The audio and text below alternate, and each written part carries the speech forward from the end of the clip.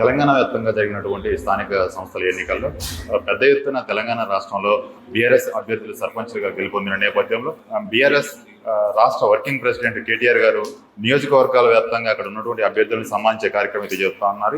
ఈ రోజు ఖమ్మం రావడం జరిగింది. ఈ నేపథ్యంలో మనతో పాటు మాజీ ఎమ్మెల్యే సండ్ర గారు ఉన్నారు.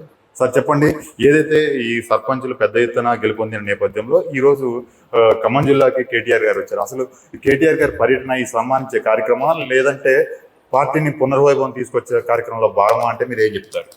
ఒకటి ఇలా సర్పంచులను సన్మానించే కార్యక్రమమే. ఇది రాష్ట్ర వ్యాప్తంగా జరుగుతుంది.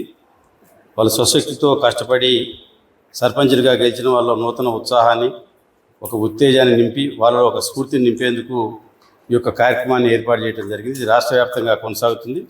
ఈ కార్యక్రమంలో భాగంగా ఈరోజు ఖమ్మం జిల్లాలో గెలుపొందిన సర్పంచుల సన్మాన కార్యక్రమం జరుగుతుంది. ఇది పెద్ద ఎత్తున సర్పంచులందరూ కూడా హాజరు కావడం జరిగింది.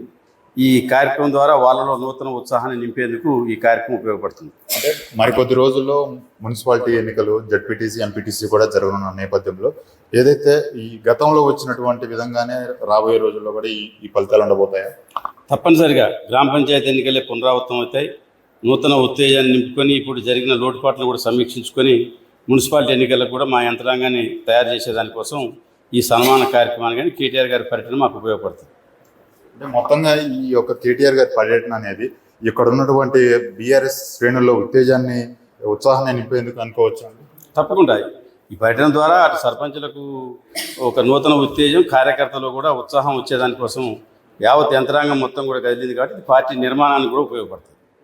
గ్రామ స్థాయి నుంచి మరలా రాబోయే రోజుల్లో కూడా బీఆర్ఎస్ పార్టీ పునర్వైభవం తీసుకొచ్చే దిశగా ఈ యొక్క శ్రేణులు పనిచేస్తున్నాయని చెప్తా ఉన్నారు. అయితే మొత్తంగా ఏదైతే ఇక్కడ ఉన్నటువంటి అభ్యర్థులు కావచ్చు, గెలుపొందినటువంటి అందరినీ ఉత్తేజపరిచేందుకు ఈ సన్మాన కార్యక్రమం చేపట్టినట్టుగా ఇక్కడ మాజీ ఎమ్మెల్యే సండ్ర గారు చెప్తున్న పరిస్థితి ఉంది. రాబోయే రోజుల్లో బీఆర్ఎస్ మరింత ఉత్సాహంతో పనిచేసి రాబోయే రోజుల్లో పునర్వైభవం వచ్చే దిశగా పనిచేస్తుందని చెప్తున్న పరిస్థితి కనిపిస్తా ఉంది.